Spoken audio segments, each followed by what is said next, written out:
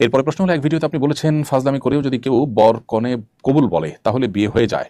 বড় ভাইয়ের বিয়ের দিন মজা করে আমি বরের পোশাক পরেছিলাম, সামনে আমার চাচাতো বোন ছিল। দাদি মজা করে বললেন বর সেজেছে বউ কই, তখন চাচাতো বোন মজা করে বলে ফেলেছিল আমি, আর আমি মজা করে বলেছিলাম কবুল আলহামদুলিল্লাহ। এই দুইজনেই আমরা ভিন্ন ভিন্ন সংসার এখন করছি, তখন কি আমাদের বিয়ে হয়ে গিয়েছিল?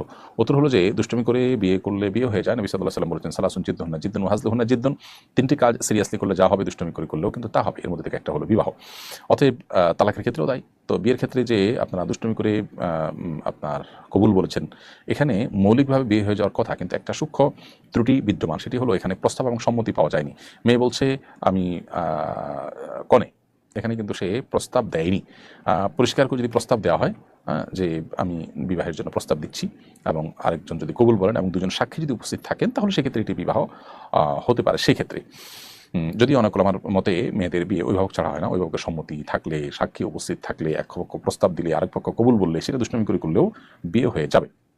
শুধু এক পক্ষ কবুল বলেছে আর অপর পক্ষ থেকে আপনার প্রস্তাব হয়নি, তাহলে সেক্ষেত্রে বিয়ে হবে না। প্রস্তাব আকারে আসতে হবে। প্রস্তাব আকার বলতে অফিসের কোনো প্রস্তাবের কিছু না, বিয়ের প্রস্তাব দিচ্ছি, আমি তোমার সঙ্গে বিয়ে বসছি, বাস এই অফার দেওয়াটাই যথেষ্ট। আর আরেকজন কবুল বলতে হবে দুজন সাক্ষীর সামনে, তাহলে বিয়ে হয়ে যাবে।